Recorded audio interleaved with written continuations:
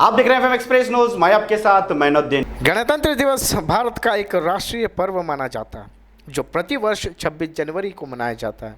इस वर्ष 2024 में भारत का 75वां गणतंत्र दिवस मनाया जा रहा है। इस दौरान फ्रांस के राष्ट्रपति इमैनुअल मैक्रों मुख्य अतिथि के रूप में आए। इसी दिन सन 1950 को भारत सरकार अधिनियम 1935 को हटाकर भारत का संविधान लागू किया गया। विजयपुर जिले में गणतंत्र दिवस समारोह धूमधाम से मनाया गया। विजयपुर नगर के डॉक्टर बी.आर. अम्बेडकर स्टेडियम में जिले के प्रभारी मंत्री एम.बी. पाटिल ने ध्वजारोहण किया। झंडा फहराने के बाद परेड देख सलामी भी ली। इस अवसर पर सांसद रमेश जिगजिनगी, जिलाधिकारी टी भूबालन, पुलिस अधीक्षक ऋषिकेश सोनावणे सहित जिला स्तरीय अधिकारी भी मौजूद रहे। ध्वजारोहण के बाद बात करते हुए मंत्री एम.बी. पाटिल ने सभी भारतीयों को 75वें गणतंत्र दिवस की हार्दिक शुभकामनाएं दी और कहा 26 जनवरी 1950 वह दिन था जब संविधान पारित किया गया और कानून के रूप में स्वीकार किया गया। हमारा महान संविधान एक मजबूत लोकतांत्रिक व्यवस्था का आधार है। आइए हम इसके सिद्धांतों का पालन करने के साथ साथ उन सभी सज्जनों को श्रद्धांजलि अर्पित करें जिन्होंने भारत की आज़ादी और संविधान के लिए कड़ी मेहनत की। 75ನೇ ಗಣರಾಜ್ಯೋತ್ಸವ ದಿನದ ಆಚರಣೆಯ ಈ ಸುಂದರ ಕಾರ್ಯಕ್ರಮದಲ್ಲಿ ನೆರೆದಿರುವ ಎಲ್ಲರಿಗೂ ಮತ್ತು ಜಿಲ್ಲೆಯ ಜನತೆಗೂ ನನ್ನ ಹಾರ್ದಿಕ ಅಭಿನಂದನೆಗಳು. ಧ್ವನಿ ಇಲ್ಲದ ದಮನಿತರಿಗೆ ದಾರಿದೀಪವಾದಂಥ ದಾಸ್ಯ ವಿಮೋಚಕ, ಸಮಾಜ ಪರಿವರ್ತಕ, ವಿಶ್ವವಿಖ್ಯಾತ ಜ್ಞಾನದ ಕಣಜ, ಸಂವಿಧಾನ ಶಿಲ್ಪಿ, ಭಾರತ ರತ್ನ ಡಾಕ್ಟರ್ ಬಾಬಾ ಸಾಹೇಬ್ ಆರ್ ಅಂಬೇಡ್ಕರ್ ಅವರ ಆಶಯದಂತೆ ಪ್ರಜಾಪ್ರಭುತ್ವ ಅಂದರೆ democracy is not merely a form of government. It is primarily a mode of associated living, of conjoined communicated experience. It is essentially an attitude of respect and reverence towards our fellow men. ಅದರಂತೆ ನಮ್ಮ ಸಂವಿಧಾನವು ಕೊಡಮಾಡಿರುವ ಅವಕಾಶಗಳ ಸಮಾನತೆಯನ್ನು, ಮುಕ್ತತೆಯನ್ನು ಮತ್ತು ಸುಸ್ಥಿರತೆಯನ್ನು ಸಮಗ್ರವಾಗಿ ಘೋಷಿಸಿ ಕಾಪಾಡಿಕೊಂಡು ಬಂದಿರುವ ಸ್ವತಂತ್ರ ಭಾರತವು ಕಳೆದ 77 ವರ್ಷಗಳ ಅವಧಿಯಲ್ಲಿ ಸಾಮಾಜಿಕ, ಸಾಂಸ್ಕೃತಿಕ, ಆರ್ಥಿಕ, ಶೈಕ್ಷಣಿಕ, ವೈಜ್ಞಾನಿಕ, ರಾಜಕೀಯ, ಧಾರ್ಮಿಕ, ವೈಚಾರಿಕ ಮತ್ತು ಸಾಹಿತ್ಯಿಕ ಕ್ಷೇತ್ರದಲ್ಲಿ ಅದ್ಭುತ ಪ್ರಗತಿ ಕೈದು ಕಲ್ಯಾಣ ರಾಜ್ಯ ಸ್ಥಾಪನೆಯ ಗುರಿಯನ್ನು ಬಹುತೇಕ ಸಾಧಿಸಿ ಎಂದು ಹೇಳಲು ಅಭಿಮಾನ ಪಡುತ್ತೇನೆ. ಭಾರತದ ಗಣತಂತ್ರ ವ್ಯವಸ್ಥೆಯ ಮೂಲಾಧಾರ ಆಗಿರುವ ನಮ್ಮ ಘನ ಸಂವಿಧಾನದ ರಚನೆಗೆ ಶ್ರಮಿಸಿದಂಥ ಡಾಕ್ಟರ್ ಬಾಬು ರಾಜೇಂದ್ರ ಪ್ರಸಾದ್, ಪಂಡಿತ್ ಜವಾಹರ್ಲಾಲ್ ನೆಹರು, ಸರ್ದಾರ್ ವಲ್ಲಭಭಾಯಿ ಪಟೇಲ್, ಸುಭಾಷ್ ಚಂದ್ರ ಬೋಸ್, ಅಬ್ದುಲ್ ಕಲಾಂ ಆಜಾದ್, ವಿಜಯಲಕ್ಷ್ಮಿ ಪಂಡಿತ್, ಸರೋಜಿನಿ ನಾಯ್ಡು, ಸುಚೇತಾ ಕೃಪಲಾನಿ, ಕನ್ನಡಿಗ ಬೆನಗಲ್ ನರಸಿಂಹರಾವ್, ಶ್ರೀಮತಿ ಹನ್ಸ್ ಮೆಹ್ತಾ, ಶ್ರೀಮತಿ ರಾಜ್ಕುಮಾರ್ ಅಮೃತ್ ಕೌರ್, ಟಿ.ಟಿ. ಕೃಷ್ಣಮಾಚಾರಿ, ಅಲ್ಲಾಡಿ ಕೃಷ್ಣಸ್ವಾಮಿ ಅಯ್ಯರ್, ಟಿ.ಎಂ. ಮುನ್ಸಿ, गोपाल स्वामी अयंगार, गोविंद वल्लभ पंत, अब्दुल गफार खान, एच.एन. कुंजू, एच.एस. गौर, के.वी. जफरुल्लाह खान, डॉक्टर सच्चिदानंद सिन्हा, लियाकत अली खान, सर फिरोज खान नून, ಸೋವರ್ತಿ ಮತ್ತು ಖ್ವಾಜಾ ನಜೀಮುದ್ದೀನ್ ಮುಂತಾದವರ ಅನನ್ಯ ಕೊಡುಗೆಯನ್ನು ಸ್ಮರಿಸುತ್ತಾ ಈ ವೇದಿಕೆಯ ಮೂಲಕ ಅವರೆಲ್ಲರಿಗೂ ಗೌರವವನ್ನು ಅರ್ಪಿಸುತ್ತೇನೆ.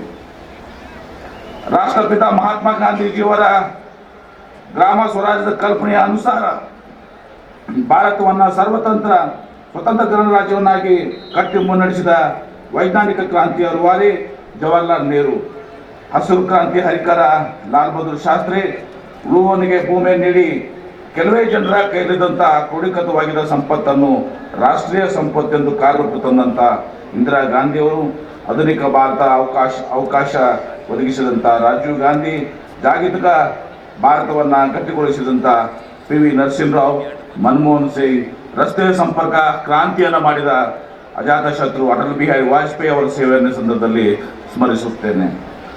ನಾವು ಒಂದು ಸುವ್ಯವಸ್ಥಿತ ಗಣರಾಜ್ಯವಾಗಿ ಹೊರಹೊಮ್ಮಿದ್ದಕ್ಕೆ ಈಗ ಅಮೃತ ಮಹೋತ್ಸವದ ಸಂಭ್ರಮವಿದೆ. ಇದಕ್ಕೆ ಪೂರಕವಾಗಿ ಇವತ್ತು ರಾಜ್ಯದಲ್ಲೂ ಸಂವಿಧಾನ ಜಾಗೃತಿ ಯಾತ್ರವನ್ನು ನಡೆಸಲಾಗಿದೆ. ಅದರಂತೆ ನಮ್ಮ ವಿಜಯಪುರ ಜಿಲ್ಲೆಯಲ್ಲೂ 2 ಸ್ತಬ್ಧ ಚಿತ್ರಗಳಂದರೆ ವಿಜಯಪುರ ಮತ್ತು ಇಂಡಿ ಉಪವಿಭಾಗದಲ್ಲಿ 2 ಪ್ರತ್ಯೇಕ ಜಾಥಾ ನಡೆಸಲಾಗಿದೆ. ಮಾನ್ಯ ಶ್ರೀ ಸಿದ್ದರಾಮಯ್ಯನವರ ನೇತೃತ್ವದ ಸರ್ಕಾರವು ನುಡಿದಂತೆ ಮತ್ತು ಸಂವಿಧಾನಕ್ಕೆ ತಕ್ಕಂತೆ ಬಸವಣ್ಣವರ ಆಶಯಗಳಿಗೆ ತಕ್ಕಂತೆ ನಡೆಯುತ್ತಿದೆ. ನಾವು ಕೊಟ್ಟ ಮಾತಿನಂತೆ 5 ಗ್ಯಾರಂಟಿಗಳನ್ನ ಜಾರಿಗೆ ತಂದಿದ್ದೇವೆ. ಇವುಗಳಲ್ಲಿ ಪೈಕಿ ಇತ್ತೀಚೆಗೆ ಜಾರಿಗೊಳಿಸಲಾದಂಥ ಯುವ ನಿಧಿ ಯೋಜನೆ ಜಿಲ್ಲೆಯಿಂದ ಈಗಾಗಲೇ ಸುಮಾರು 4,300ಕ್ಕೂ ಹೆಚ್ಚು ಅರ್ಹ ಯುವಜನರು ಅರ್ಜಿ ಸಲ್ಲಿಸಿದ್ದು ಅವರಿಗೆ DBT ವ್ಯವಸ್ಥೆಯಡಿ 2 ವರ್ಷಗಳ ಕಾಲ ಆರ್ಥಿಕ ನೆರವು ಸಿಗಲಿದೆ. ನಾಡು ಕಂಡ ನಿಜವಾದ ಧರ್ಮ ಮತ್ತು ಸಮಾಜ ಸುಧಾರಕ 12ನೇ ಶತಮಾನದ ಸಂತ ಬಸವಣ್ಣ ಅವ್ರನ್ನ ನಮ್ಮ ಸರ್ಕಾರವು ಇತ್ತೀಚೆಗೆ ಕರ್ನಾಟಕದ ಸಾಂಸ್ಕೃತಿಕ ನಾಯಕ ಎಂದು ಘೋಷಿಸಿರುವುದು ನಿಮ್ಮೆಲ್ಲರಿಗೂ ಗೊತ್ತಿದೆ.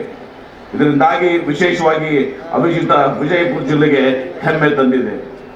ನಾನು ಸಚಿವನಾಗಿ ಅಧಿಕಾರ ವಹಿಸಿದ ಕಳೆದ 8 ತಿಂಗಳಲ್ಲಿ ವಿಜಯಪುರ ಜಿಲ್ಲೆಯ ಅಭಿವೃದ್ಧಿಯ ವೇಗವನ್ನು ಪಡೆದುಕೊಂಡಿದೆ. ಮುಖ್ಯವಾಗಿ ಇಲ್ಲಿ ನಿರ್ಮಿಸಲಾಗುತ್ತಂಥ ಸುಚಿತ ವಿಮಾನದ ನಿಲ್ದಾಣ ಕಾಮಗಾರಿಯನ್ನು ಮುಕ್ತಾಯ ಹಂತಕ್ಕೆ ಬಂದಿದ್ದು, ಇದರ ಉದ್ಘಾಟನೆ ಇನ್ನೂ ಕೆಲವೇ ತಿಂಗಳಲ್ಲಿ ನಡೆದಿದೆ. ಈ ವಿಮಾನ ನಿಲ್ದಾಣವು ಕಿತ್ತೂರು ಮತ್ತು ಕಲ್ಯಾಣ ಕರ್ನಾಟಕಗಳ ಅಭಿವೃದ್ಧಿಗೆ ಹೊಸ ಮುನ್ನಡೆ ಬರಲಿದೆ. ಇದರಿಂದ ಈ ಭಾಗದ ರೈತರು ದ್ರಾಕ್ಷಿ ಸೇರಿದಂತೆ ತಮ್ಮ ಹಲವು ಬೆಳೆಗಳನ್ನು ದೇಶದ ನಾನಾ ಭಾಗಗಳಿಗೆ ರವಾನಿಸಲು ಇದು ಹಬ್ಬ ಆಗಲಿದೆ. ಜೊತೆಗೆ ಜಿಲ್ಲೆಯ ಶೈಕ್ಷಣಿಕ, ಕೈಗಾರಿಕಾ ಮತ್ತು ಆರ್ಥಿಕ ಪ್ರಗತಿಗಳಿಗೆ ಈ ವಿಮಾನವು ಸೋಪಾನವಾಗಲಿದೆ ಅನ್ನೋದರಲ್ಲಿ ಯಾವ ಸಂಶಯವೂ ಕೂಡ ಇಲ್ಲ. ನನ್ನ ನೇತೃತ್ವದಲ್ಲಿ ನಿಯೋಗವು 2023 ಸೆಪ್ಟೆಂಬರ್ ಅಕ್ಟೋಬರ್ ತಿಂಗಳಲ್ಲಿ ಅಮೆರಿಕಕ್ಕೆ ತೆರಳಿ ಜಾಗತಿಕ ಮಟ್ಟದ ಹಲವು ಕಂಪನಿಗಳಿಂದ ಮಹತ್ವದ ಮಾತುಗಳನ್ನು ನಡೆಸಿದೆ. ಇದರಿಂದಾಗಿ ಕರ್ನಾಟಕಕ್ಕೆ 24,000 ಕೋಟಿ ರೂಪಾಯಿ ಆದಾಯ ಹರಿದು ಬರುವುದು ನಿಶ್ಚಳವಾಗಿದೆ. ಇದರಲ್ಲಿ 8,500 ಕೋಟಿ ಬಂಡವಾಳ ಹೂಡಿದ ಕಂಪನಿಗಳು ಈಗಾಗಲೇ ಕಾರ್ಯಾರಂಭ ಮಾಡಿದೆ. ಈ ವರ್ಷ ಎಲ್ಲರೂ ಕೂಡ ಬರಗಾಲವಿದೆ. ಇದಕ್ಕೆ ನಮ್ಮ ಜಿಲ್ಲೆಯನ್ನು ಹೊರತಲ್ಲ.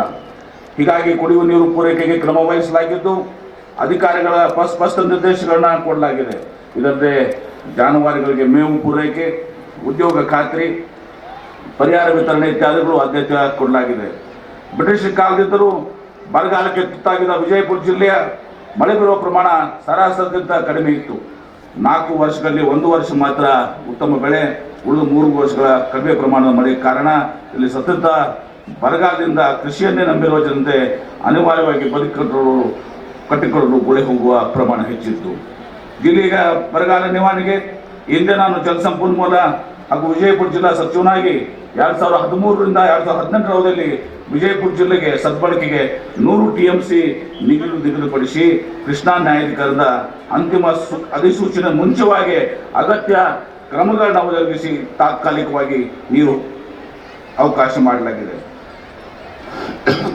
ಮುಳವಾಡ, ಚಿಮ್ಮಲ್ಗಿ, ತುಕ್ಚಿ ಬಬಲೇಶ್ವರ್ ಸೇರಿದಂತೆ 10 ವಿವಿಧ ಯೋಜನೆಗಳ ಕಾಮಗಾರಿಗಳನ್ನ ಉದ್ಯೋಗದಲ್ಲಿ ಪೂರ್ಣಗೊಳಿಸಿ ಮುಖ್ಯ ಕಾಲುವೆಗಳಿಗೆ ನೀರು ಹರಿಸಿ ಕೆರೆಗಳನ್ನು ತುಂಬಿಸುವುದರಿಂದ ಜಿಲ್ಲೆಯ ಜನತೆ ಸದ್ಯ ಬರಗಾಲದಲ್ಲಿರುವ ನೆಮ್ಮದಿಯಿಂದ ಇದ್ದು ಇಂದು ಗುಳೆಯ ಪ್ರಮಾಣ ಗಣನೀಯವಾಗಿ ಕುಸಿದಿದೆ. ಗುಳೆ ಹೋದವರು ಮರಳಿ ತಮ್ಮ ಗ್ರಾಮಗಳಲ್ಲಿ ವ್ಯವಸಾಯ ಆರಂಭಿಸಿದ್ದಾರೆ.